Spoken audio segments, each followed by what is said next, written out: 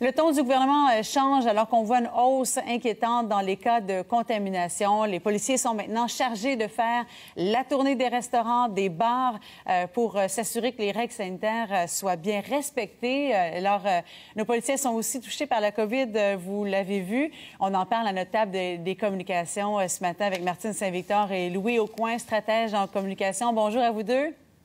Bonjour. Bonjour. Beaucoup de choses à analyser ce matin. Commençons avec le message que s'envoie cette opération Oscar qui a commencé hier soir. Martine, allons-y ensemble pour commencer. Là, quelle image ça projette le gouvernement Legault qui demande aux policiers d'intervenir? D'abord, ce que je retiens, c'est cette image de la vice-première ministre qui était flanquée de dirigeants de divers corps policiers. Je pense que c'est une image très forte, une image de renfort aussi. Et le message que ça envoie, c'est que le gouvernement agit, est conscient de la source de certains des nouveaux cas. Donc, il agit rapidement et puis avec des conséquences, c'est-à-dire qu'on a annoncé d'avance qu'il y aurait des constats d'infraction assez salés, jusqu'à 6 000 $, je crois. Donc, le message que ça envoie, c'est que le gouvernement est bien conscient des sources de certains de ces cas.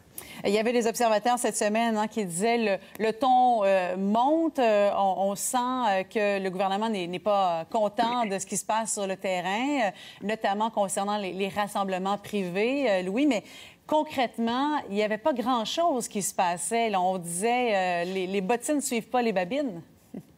Ah ben oui, exactement. Puis la visite de 1000 établissements en fin de semaine, c'est d'abord et avant tout un symbole. Il ne faut pas s'attendre à ce qu'il y ait des milliers de constats d'infraction qui soient émis. C'est pas ça qui va arriver. Puis, les gens, en fait, moi, je pense que dans la population, en communication, on essaie de découvrir comment les gens vont percevoir la présence de policiers dans les restaurants, etc.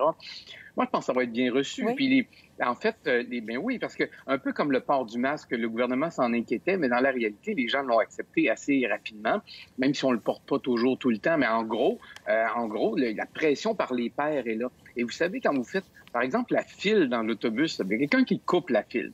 Donc, vous voudriez que quelqu'un d'autre lui dise de respecter le règlement. C'est ça qui est en train d'arriver. C'est pour ça qu'il n'y aura pas une grande révolte. Je pense qu'on fait l'effort. On n'a pas tellement envie de porter le masque, surtout peut-être si vous êtes dans un bar. On n'a pas toujours envie de garder la distance.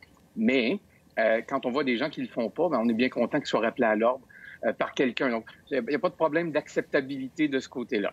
Mais pendant ce temps-là, quand même, on sent tout un climat de méfiance qui s'installe de plus en plus. On voit la montée de la désinformation, l'adhésion aux thèses complotistes.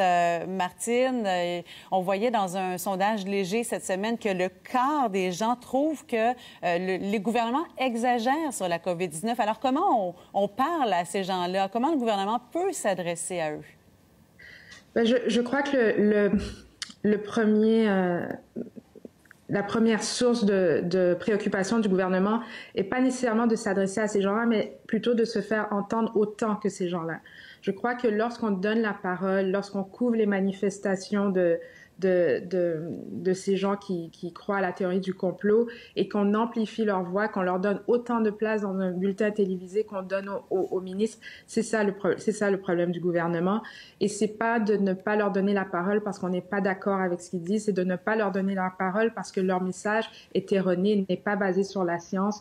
Or, les mesures gouvernementales qui sont adoptées sont dans la majorité des gouvernements, je ne parle pas des États-Unis ni du Brésil, sont dictées par la science. Et aussi, je pense qu'en amplifiant leur voix, on a l'impression qu'il y en a plus. Encore ce matin dans la presse, Yves Boisvert le mentionnait, le confirmait qu'il n'y a pas plus de complotistes aujourd'hui qu'il y en avait il y a 10 ans, il y a 20 ans, il y a 30 ans. Il y en a toujours eu.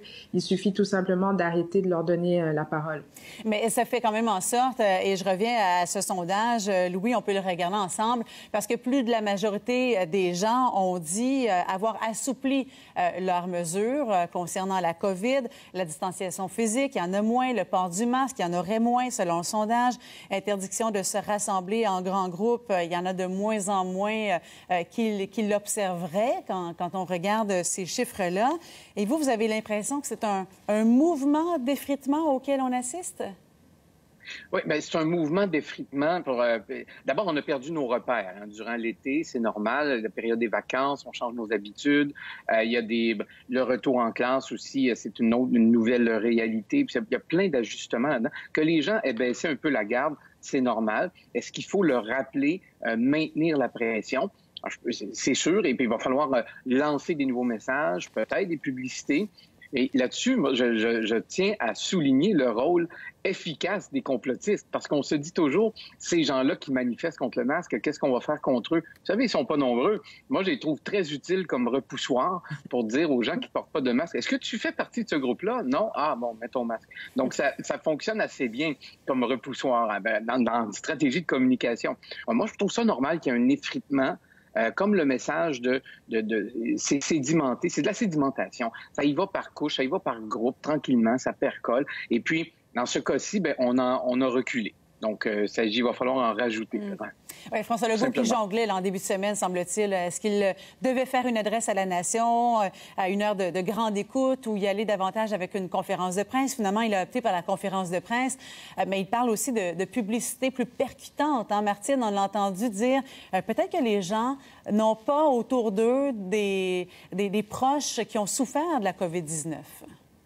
Oui, à ça, je pense que de s'adresser à la population en rappelant la responsabilité citoyenne, c'est toujours une mesure à adopter. Vous savez, demain, il y a les Gémeaux sur ICI Télé. Je pense que ça serait pas une mauvaise idée que le premier ministre Legault s'adresse au début de la cérémonie à la population. Ce soir, c'est le début des séries éliminatoires de la Coupe Stanley. Ça serait pas une mauvaise idée que le premier ministre Trudeau s'adresse aussi aux gens, même si je suis bien consciente qu'il n'y a pas d'équipe canadienne, encore une fois. Oui, mais de choisir des moments de grande écoute, en fait, c'est ce que vous voulez dire. Voilà.